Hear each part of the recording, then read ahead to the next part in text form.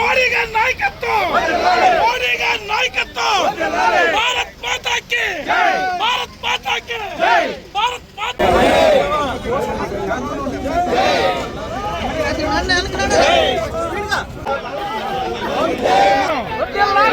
నాయకత్వం, మోడీ గారి నాయకత్వం, మోడీ గారి నాయకత్వం.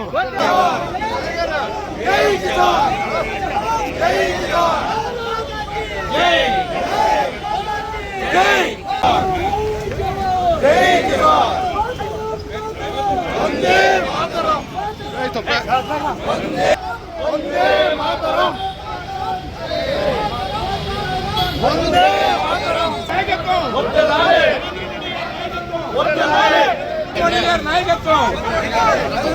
భారత్ మాతా కి, భారత్ మాతా కి,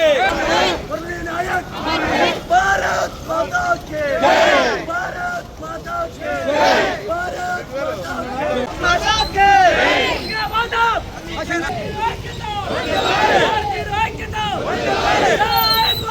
జై జై భారత్, జై భారత్, జై జై భారత్. వందే మాతరం, జై జవాన్, జై జై జవాన్, జై జై జవాన్. వందే మాతరం.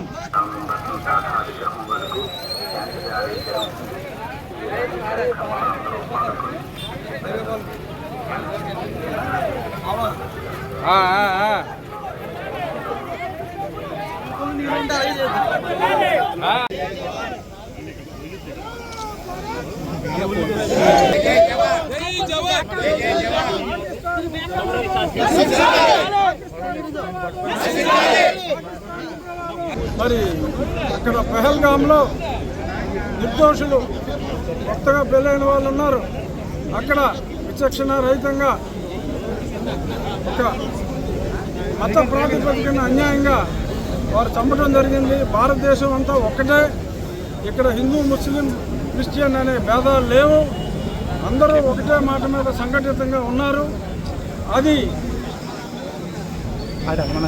పహల్గామ్ దాడికి బదులు ఒక చిన్న జవాబు ఇచ్చిన తర్వాత మరి ఖురేషీ గారిని ఆ ఆపరేషన్కి మీడియా ప్రతినిధిగా నియమించిన తర్వాత భారతీయుల ఐక్యత, మీరు మాలో మత వివాదాలని మీరు సృష్టించలేరు అని ఒక సిక్కు మహిళను, ఒక ముస్లిం మహిళలనే ప్రధాని గారు యుద్ధ వివరాలన్నీ, ఇంకా యుద్ధం అని మనం ఇప్పటికీ అంటలేదు, ఎందుకంటే ఇప్పుడు జరుగుతున్నది ప్రత్యర్థుల ఎత్తుల్ని చిత్తులు చేయటం వరకే, వారు ఇంకా డిక్లేర్ అవ్వలేదు.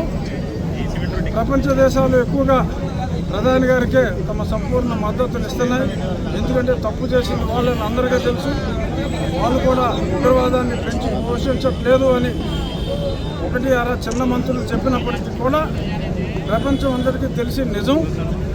తప్పకుండా భారతీయులు అందరి ఐక్యతతో, పెద్దలు నరేంద్ర మోడీ గారి విశిష్ట వ్యక్తిత్వంతో ఒకవేళ యుద్ధం అంటూ సంభవిస్తే, యుద్ధం రాకుండానే అన్నీ జరుగుతాయని ఆశిస్తున్నాం.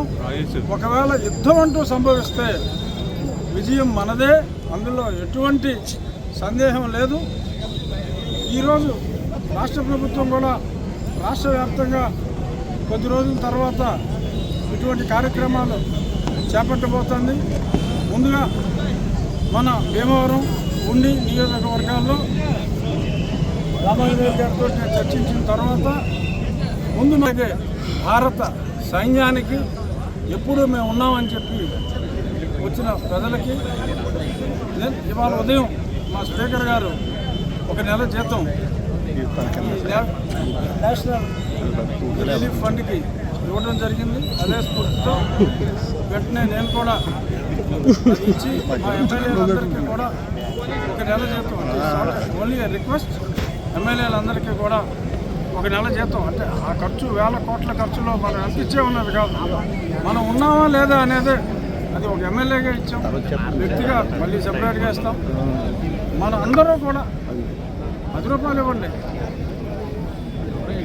ఎంత ఇచ్చినా కూడా ఆ ఫండ్కి ఇస్తే ఈ దేశ రక్షణలో మనం కూడా ఒక భాగం అయ్యేవన్న ఆ సంతృప్తి కోసం ఎవరికి తోచింది వాళ్ళు ఆ నేషనల్ రిలీఫ్ ఫండ్ అకౌంట్లో వేసి ఈ దేశ పరిరక్షణలో ఎవరి తాహతుకు తగ్గట్టు వాళ్ళు భాగం కావాలని చెప్పి మనం సమావేశమైన ఈరోజు అందరికీ కూడా